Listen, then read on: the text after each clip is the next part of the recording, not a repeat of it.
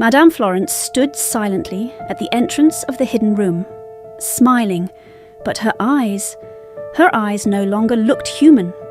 Ngozi's legs trembled with fear. Amaka slowly stepped backward, protecting the weak girl behind her. The frightened girl whispered softly, "She changes at night."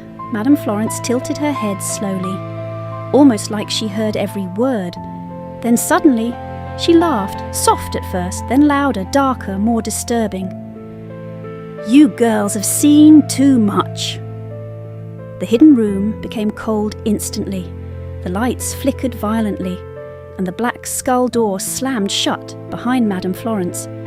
"Bam!" Ngozi screamed. Madame Florence slowly walked forward, her footsteps echoing through the room. "You came here looking for a better life," she whispered calmly, "and I gave you one." Amaka gathered courage.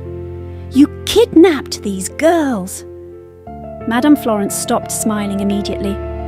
"They were forgotten before they came here," she said coldly. "Poor, hungry, invisible," she pointed toward the photographs. "I gave them purpose." Ngozi looked around at the missing girls' pictures, fear rising inside her chest. Then the weak girl suddenly grabbed Amaka's arm tightly. "We need to run now!" At that exact moment, the mansion lights went out again. Darkness swallowed the room. Ngozi panicked immediately. "Amaka!" Then a strange sound echoed inside the darkness.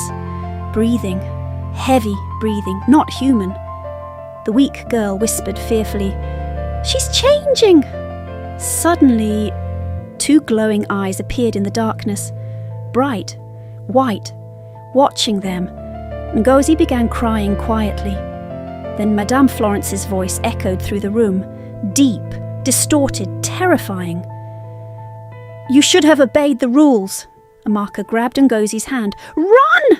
The girls rushed out of the hidden room blindly, running through the dark hallway, hearing strange sounds behind them, growling, scratching, heavy footsteps. The mansion suddenly no longer felt normal. The walls looked darker, longer, alive. As they ran downstairs, the other mansion girls stood silently in the living room, watching, not moving.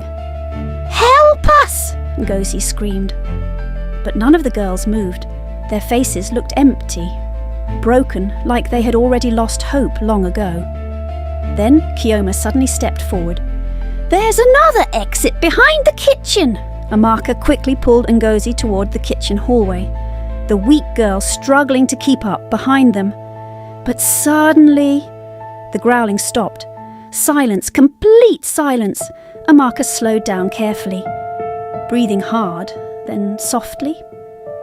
A whisper came from behind them. "Amaka!" She froze immediately, because the voice sounded exactly like her dead mother. Slowly, Amaka turned around. At the end of the hallway stood Madame Florence, normal again, smiling softly. "Stay with me," she whispered gently, "and all your suffering will disappear." Amaka's eyes filled with emotion. For one dangerous second, she almost believed her. If this story meant something to you, don't forget to like, follow, share, and be part of the magic with Gifts AI.